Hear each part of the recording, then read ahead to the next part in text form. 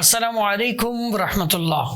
Global Islamic education کے programme کیا آپ جانتے ہیں میں خوش آمدید۔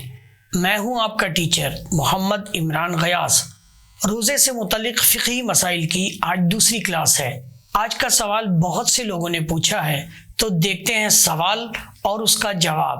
تو چلیں شروع کرتے ہیں۔ مولایا صلی وسلم دائما ابدا علی حبیبک خیر الخلق کلہم۔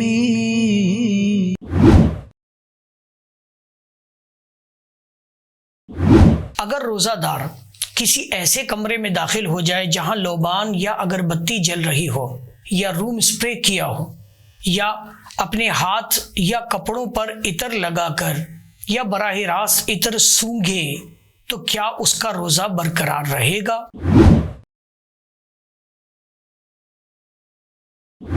لوبان اور اگربتی کا وہی حکم ہے جو دھوئیں اور غبار کا ہے، یعنی اگر روزہ یاد ہونے کی صورت میں دھواں اندر لے جانے کی نیت سے ناک کے قریب کر کے سونگھا تو روزہ چلا جائے گا، اور اگر روزہ دار ہونا یاد نہ ہو یا سونگھنے کی نیت سے ناک کے قریب کر کے نہ سونگھا تو روزہ نہیں جائے گا۔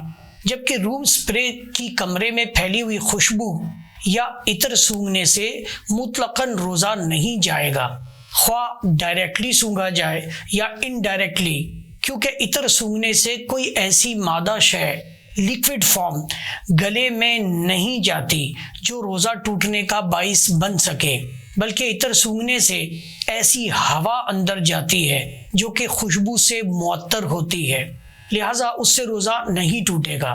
جبکہ دھوئیں کا معاملہ اس کے برعکس ہے کہ اس کے سونگھنے سے نفس سے دھواں اندر جاتا ہے۔ ناظرین محترم، آج کی کلاس ختم کر رہا ہوں یہیں پر۔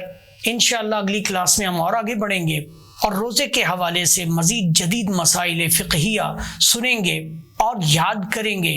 آئی ہوپ کہ آپ کو آج کی کلاس ضرور پسند آئی ہوگی، اور اگر آپ کو آج کی کلاس پسند آئی ہے تو نیچے کمنٹ سیکشن میں ضرور کمنٹس کریں۔ امید کرتا ہوں کہ آپ لوگ میرے ساتھ ساتھ چلیں گے، اور اگر آپ چاہتے ہیں کہ میری یہ ویڈیوز آپ کو جلد ملتی رہیں تو پلیز سبسکرائب کریں میرے اس چینل کو، اور شیئر کریں، لائک کریں۔ جزاکم اللہ خیرہ۔ Thank you. مولایا صلی وسلم دائما ابدا علی حبیبک خیر الخلق کل